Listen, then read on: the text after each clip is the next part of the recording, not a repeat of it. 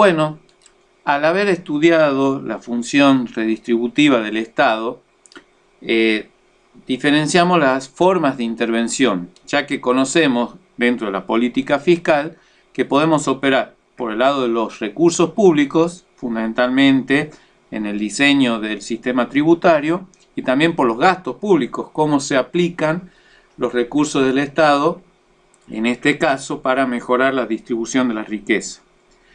Fíjense entonces que por los recursos públicos, la idea fundamental es la de generar un sistema tributario progresivo, y lo hemos mencionado varias veces. Esto significa que el que más pueda contribuir más lo haga y el que menos sea liberado. Y justamente acá incluimos al gasto tributario. ¿Recuerdan? Todas las liberaciones fiscales que tiene el sistema tributario a favor, fundamentalmente en este caso, de los que menos tienen. Y por el lado de los gastos públicos tenemos fundamentalmente dos mecanismos: las transferencias en moneda. Nosotros podemos referir a subsidios en dinero, por ejemplo, asistir a los jóvenes desempleados a través de un seguro de desempleo, darle una asignación a los padres por los hijos, dar pensiones contributivas a aquellos que por avanzada edad no pudieron jubilarse. Y eso fundamentalmente refiere a transferencias en dinero. Mientras que también existen transferencias en especies cuando se le asiste a través de alguna prestación, por ejemplo, de salud, o se lo asiste dándole mercaderías, en algunos casos hasta vivienda. Y en la diferencia es que cuando nosotros asignamos moneda, se pueden revelar las preferencias de las personas a través del mercado, o sea, pueden elegir, y al adquirir con este dinero distintos bienes y servicios, da señal al mercado de cuáles bienes son los que estas personas desean y pueden adquirir. Mientras que cuando uno le asigna ya por especies, o sea, la mercadería, de pronto, si bien va a ser una ayuda, puede que no sea lo que la persona que lo recibe desea o disfruta. Demos un ejemplo. Supongamos que estamos haciendo un programa para que la gente se alimente y yo le doy una asignación monetaria para que solamente la pueden gastar en alimentos. Puede que una familia compre zapallo y tomates, que es lo que prefiere. Ahora, yo hago otro plan alimentario donde le llega una bolsa de papas y bueno, capaz que a algún grupo familiar o no les hace bien o no les gusta, y por la misma cantidad de recursos aplicados por el Estado, vemos que ahí hay una subsatisfacción porque nos llegamos a maximizar la utilidad del gasto. Así también corremos el riesgo cuando hacemos una transferencia en moneda que algunos grupos sociales que reciben esta ayuda en su sistema de preferencias no tengan, en este caso, como algo prioritario el alimento y lo gastan en otra cosa que no era el sentido del programa. De pronto lo gastan en bebidas, por decir. Entonces ahí es donde tenemos que sopesar. Sabiendo que las transferencias en especies les va a llegar aplicado a la mercadería que nosotros queremos promover el consumo, por ejemplo alimentos, pero puede que no sea lo que desean las personas que reciban. Mientras que cuando le damos en moneda, pueden elegir lo que desean, pero puede ser que no lo apliquen en alimentos, en este programa que era lo que buscábamos.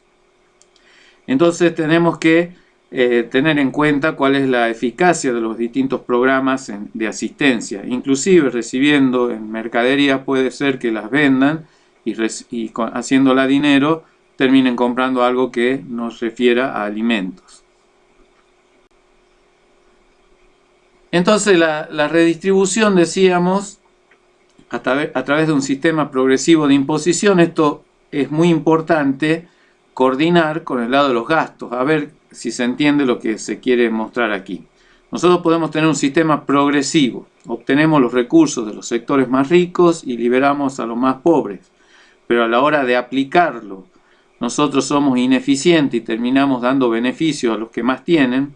Por ejemplo, hacemos transferencia en bienes para sectores ricos, supongamos que damos becas para deportes de élite, tenistas, corredores de autos o de polo, y ahí vamos a ver de que todo lo bueno que se ha adquirido por el lado de los recursos después se desdibuja a la hora de aplicar. O al revés, podemos tener un sistema regresivo de imposición y por el lado de los gastos, a través de liberaciones fiscales, cuando hablamos de compensaciones indirectas, por ejemplo, generar una tarifa social para los más pobres, transferencias en bien, en dinero, lo hacemos de manera súper eficiente, pero el origen de los recursos se basa en cobrar impuestos a los pobres.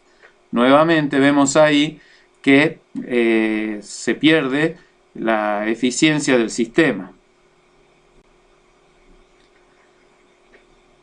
¿Qué se distribuye? Porque cuando uno habla de riqueza, nosotros podemos referir a distintas magnitudes o agregados económicos, si ustedes recuerdan cuando vieron macroeconomía.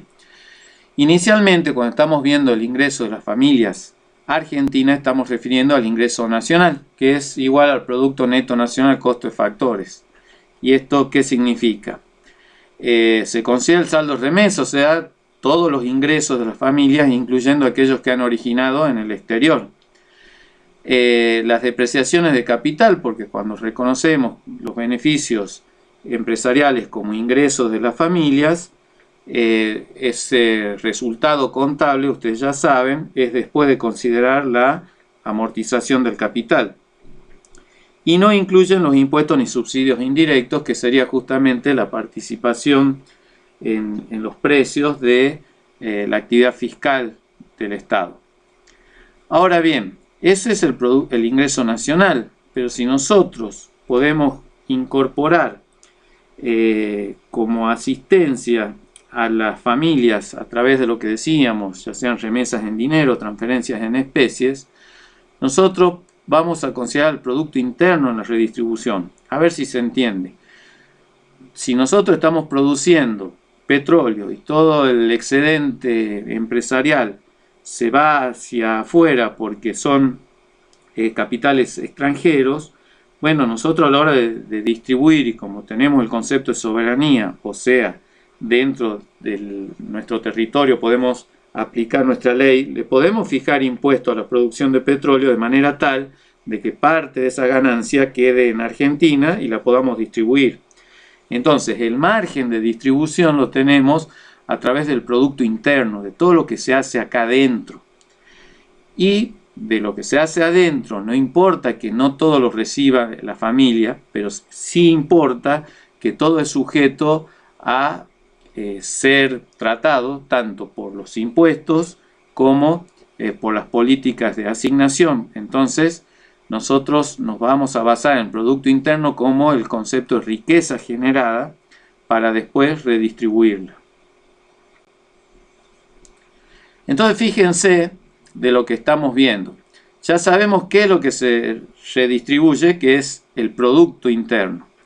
También hemos hablado de que tenemos que lograr que sean tan eficientes las políticas por el lado de los recursos, o sea, tener un sistema progresivo, como también la aplicación de los gastos de manera tal que sean eficaces y eficientes. Es importante reconocer algo que habíamos visto cuando estudiamos los impuestos, que es la incidencia y la matriz redistributiva. A ver si se entiende. Si yo le doy un subsidio a los jubilados equivalente a 1.000 millones de pesos en el conjunto, y después veo que esto permite que se convaliden precios los medicamentos más altos porque los principales laboratorios suben los precios, al final puede que esos 1.000 millones de pesos que entran en el bolsillo de los jubilados, así como entran, salen a la hora de comprar medicamentos y terminan siendo apropiados por la industria farmacéutica. Entonces ahí vemos la incidencia final.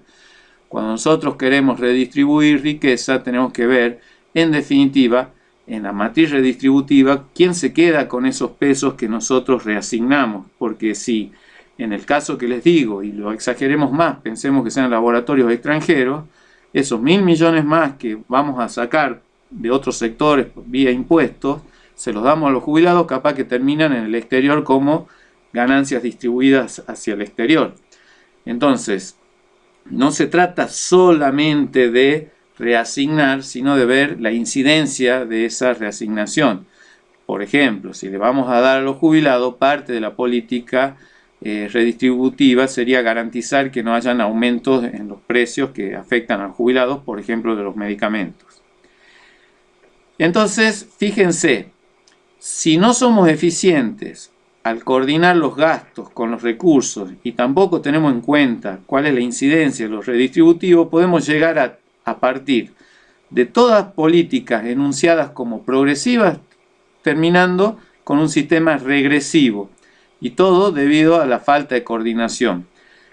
Esta falta de coordinación la podemos también ver entre distintas jurisdicciones. ¿Por qué? Porque si nosotros pagamos un impuesto a la ganancia del 35% y me permiten deducir un impuesto a los sellos de 1.000 pesos, que es un impuesto provincial, yo recupero esos 1.350 pesos. ¿Por qué? Porque dejo de pagar 350 pesos de ganancia, que sería el 35% de 1.000. ¿Por qué? Porque me lo han permitido deducir.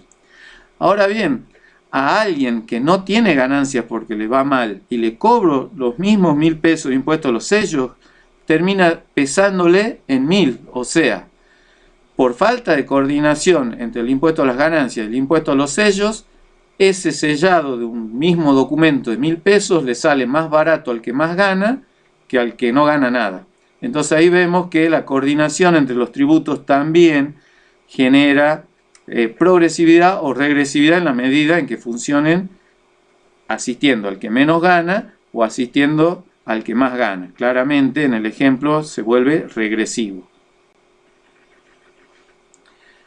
También a la hora de hablar de distribución es muy importante ver el ciclo vital de las personas, saber que todos obviamente nacemos, pero en qué condiciones lo hacemos, cómo nosotros nos formamos y generamos un capital intelectual y capital social como para que el resto de la vida nosotros podamos desarrollarnos y obtener ingresos. También tenemos una etapa vital que es productiva, que son los años donde más cosas podemos hacer, y después tenemos la edad del retiro, donde ya nos retiramos del mercado laboral y deberíamos recibir una asistencia por lo menos relacionada con los aportes, digo por lo menos en el enunciado. Después hay que ver cómo funciona ese sistema de retiro. Pero fijémonos en lo que estamos viendo. Nacer en un hogar rico no es lo mismo que nacer en un hogar pobre. ¿Por qué? Porque ya desde que somos ricos tenemos acceso a muchos procesos, tanto de formación, de producción o hasta de beneficios, que no lo tiene un pobre. Entonces, deberíamos desarrollar un sistema de igualación de origen.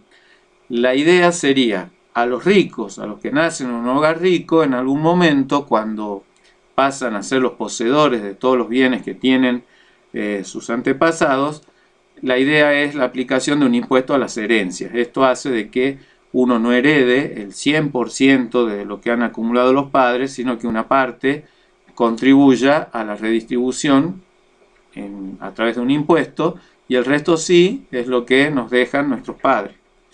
Y a los que nacen en un hogar pobre, la idea es que hayan mecanismos de asistencia y promoción. Asistencia refiere a mecanismos de compensación, por ejemplo, programas alimentarios, programas de transporte gratis, el tema de útiles escolares. El Estado nos asiste de bienes o a través de dinero para que adquiramos esos bienes, de cosas que no podemos acceder por nuestra condición social. Y las políticas de promoción son aquellas que buscan no compensar la situación de pobreza, sino sacarnos de la condición de pobreza. Entonces, tener un buen sistema de salud, un buen sistema de educación basado en el esfuerzo y los premios por esforzarse, sabiendo que el Estado nos asiste para que tengamos las mismas posibilidades de progreso. La idea en definitiva es que, por ejemplo, de un hogar pobre surja un profesional y que ya no requiera asistencia futura en el Estado ni para él ni para sus hijos. Entonces hemos logrado una promoción social que en muchos casos se refiere como movilidad social ascendente. Sacarlos de categorías de bajos ingresos, como puede ser pobre, a una categoría como es clase media. Y también hay que tener en cuenta los movimientos migratorios. ¿Por qué? Porque de pronto el Estado se desentiende de muchos problemas cuando la gente, cuando ya no soporta más, se va del país. Entonces el Estado se libera de tener que asistirlos ni promoverlos.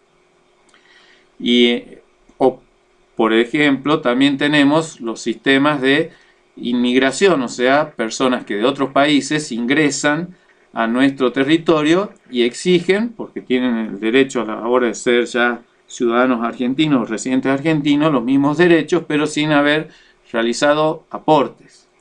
Entonces, este es todo un problema que hay que tener en cuenta, porque si viene mucha gente, nos afecta la ecuación que nosotros tenemos para asistir a los propios. Y si por el contrario tenemos gobiernos que se desentienden de los problemas, no vamos a recibir gente de afuera, y peor todavía, se nos van a ir inclusive los jóvenes, que son los que tienen la mayor capacidad productiva cuando hablábamos del ciclo vital. Y fíjense también otro problema que se da cuando nosotros expulsamos jóvenes y después en algún momento de la vida vuelven. Se los asimila a un inmigrante. ¿Por qué? Porque sus mejores años los han aplicado a la producción en otros países y han generado un lapso de no contribución en el sistema local. Entonces, cuando vuelven, tienen los mismos derechos a habitación, salud, educación de sus hijos, e inclusive en algún momento alguna prestación previsional cuando ya lleguen a la hora del retiro del mercado laboral. Y todo eso no tiene la financiación previa. De lo dicho, no se estimula ni se promulga una idea de cerrar las fronteras, expulsar personas o castigarlas o tratarlas de manera diferencial. Simplemente que cuando hagamos políticas distributivas tengamos en cuenta estas variables. Porque aquello que parecería fácil, de que se van todos, entonces yo me libero, en algún momento pueden volver, a buena hora si desean volver a su país, pero vamos a tener un problema de años de no contribución y prestaciones efectivas que no vamos a poder financiar. Y cuando llegan extranjeros a la economía argentina, es muy importante insertarlos en procesos formales para que empiecen a contribuir y, lejos de tener que ser asistidos, puedan generar riqueza de manera tal que contribuyan al sistema. Fíjense que si nosotros hacemos una política basada en la asistencia y nunca pensamos en la promoción social, o sea, que sigamos sumando pobres, esto no cierra nunca.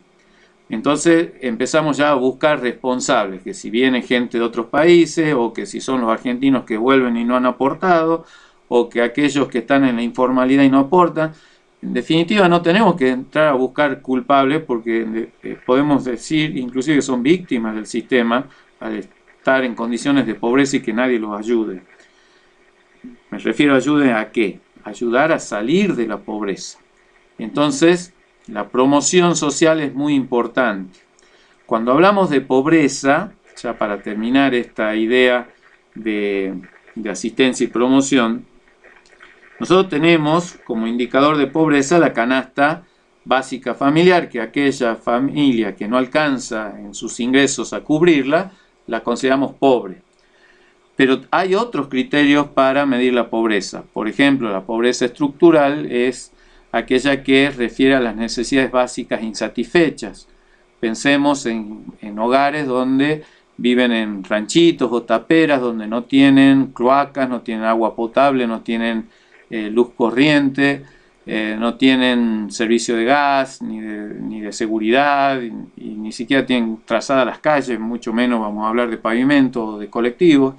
Entonces, eso es una pobreza estructural, y es la que hay que atender profundamente en las políticas de largo plazo. ¿Por qué? Porque si yo les doy, supónganse, a alguien que requiera 50.000 pesos por mes, una familia, para dejar de ser pobre, y uno de sus integrantes consigue un trabajo pero vive en las condiciones que recién habíamos dicho de extrema pobreza, no por ganar 50.000 pesos salió de la pobreza. ¿Por qué?